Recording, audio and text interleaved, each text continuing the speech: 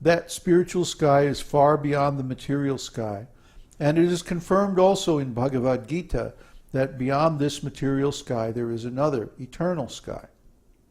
The enemies and the impersonalists may be allowed to enter into this Brahman effulgence, but the devotees of Krishna are promoted all the way to the spiritual planets. Because the pure devotees have developed their spontaneous love for the Supreme Personality of Godhead, they are allowed to enter into the spiritual planets to enjoy spiritual bliss in association with the Supreme Personality of Godhead. Because they have developed spontaneous love. See, it doesn't say here that if you follow the path of regulated devotional service that you can attain Vaikunthas or the spiritual world. It says if you follow the path of spontaneous devotional service. This is the verdict of Vedānta-sūtra also. Vedānta-sūtra draws a distinction between regulated and spontaneous devotional service, and it clearly states that the spontaneous devotees are higher. They are the ones who attain the spiritual world. The others are still in the stage of practice. In the 10th canto, 87th chapter, verse 23 of Śrīmad-Bhāgavatam, the Vedas personified address the Lord in this way. My dear Lord, yogis meditate upon your localized feature, and thus they achieve the spiritual perfection of being merged in the impersonal Brahma-jyoti. Persons who treat you as an enemy achieve the same perfection without meditating. The gopis, who are embraced by your serpentine hands and who have such lusty attitudes, also achieve the same perfection. And as far as we are concerned, being different demigods in charge of different parts of the Vedic knowledge, we are always following in the footsteps of the gopis. Thus we hope to attain the same perfection. By the same perfection, we must always remember the example of the sun and the sunshine. Those who are impersonalists can merge into the sunshine like Brahma-jyoti, whereas those who are in love with the Supreme Person enter into the supreme abode of the Lord, Goloka Vrindavan. The lusty attitude of the gopis does not refer to any sort of sex indulgence. Srila Rupa Goswami explains that this lusty desire refers to the devotee's particular attitude of association with Krishna. Every devotee in his perfectional stage has a spontaneous attraction to the Lord. This attraction is sometimes called the lusty desire of the devotee. Sometimes it's also called greed, lobha. The lust is the devotee's excessive desire to serve the Lord in a particular capacity. Such a desire may seem to be a desire for enjoying the Lord, but actually the endeavor is to serve the Lord in that capacity. For example, a devotee may be desiring to associate with the personality of Godhead as his cowherd friend. He will want to serve the Lord by assisting him in controlling the cows in the pasturing ground. This may appear to be a desire to enjoy the company of the Lord, but actually it is spontaneous love, serving him by assisting in managing the transcendental cows. So this is an elaborate subject that will be analyzed in tremendous detail in the rest of the Nectar of Devotion. What is this mood of service, this mood of spontaneous love that the devotee displays toward the Lord, and which is so attractive to the Lord that the Lord brings him into his personal abode for direct association with him? What is this, huh? It's love, of course. But there are many, many different flavors and stages of love. And the Nectar of Devotion analyzes all of these stages, flavors, and types of love and service and attraction, and the symptoms of each of them. This is why Nectar of Devotion is so valuable, such a wonderful book. Huh? It is like, you could call it a field guide to the self-realized souls. So you can recognize them. You see? How are we going to recognize a self-realized soul? Because sometimes they don't observe the regulative principles very exactly. Actually, most of the time. Most of the time, they simply serve Krishna in their own way, according to their realization. They don't go by the book. They write the book. You see the difference? Just like we were talking the other day about a student musician and a master musician.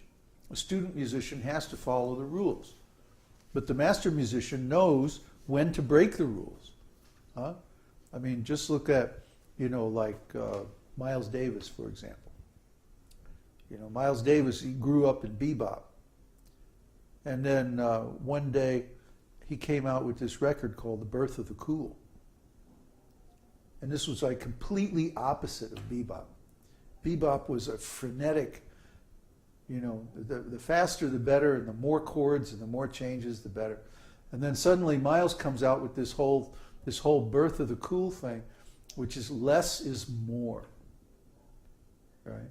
He was trying to say everything that the beboppers were saying by all these notes. He was trying to say, he would say it with one note. And he had the chops to do it too. Miles Davis had incredible chops. Incredible. He would warm up. In fact, he's the only jazz player that I know, besides myself, who would actually warm up for 2 or 3 hours every day before a gig. 2 or 3 hours. And because of that, he had impeccable control of his tone and like that. So, see, he became such a master that he could throw out the rules. He could throw out bebop and come out with a whole new kind of jazz, which eventually became known as progressive jazz. And so many, big artists built on his breakthrough. And then later on, again, in the 90s, he changed again. And he threw out this cool stuff. And then he went into this whole new bag that was like totally new, which nobody really could even follow, because it was so original and so striking and new. Picasso, another good example. In the beginning, Picasso was kind of a regular art school type painter.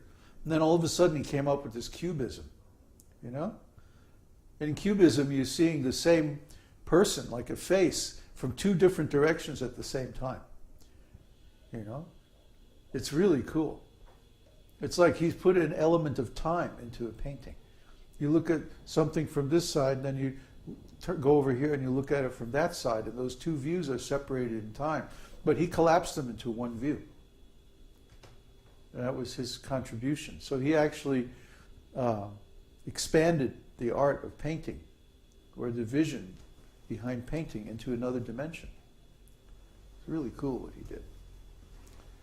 And then after a while, he gave up on cubism and he started something else. Abstract expressionism. See? So these really great artists, they know how to break the rules. In fact, they can completely throw out the rules and write a whole new rule book. So the devotees who are really great, who are self-realized, they do the same thing or something very similar. They have a unique, direct, personal relationship with the Lord.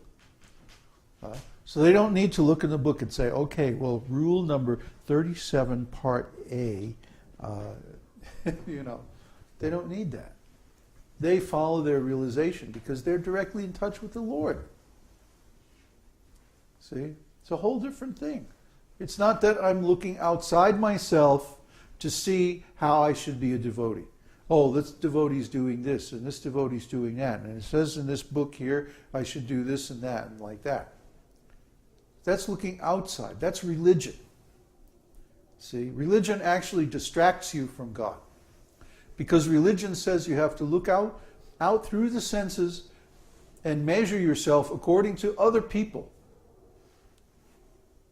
But a self-realized soul becomes a law unto himself because he has contacted the Lord within directly. Huh? So it's not that he's the law, but his service to the Lord is driving him to act in a certain way. So he's not subject to all these external rules and regulations. So he has transcended them. He has reached a level of master. He creates rules and regulations.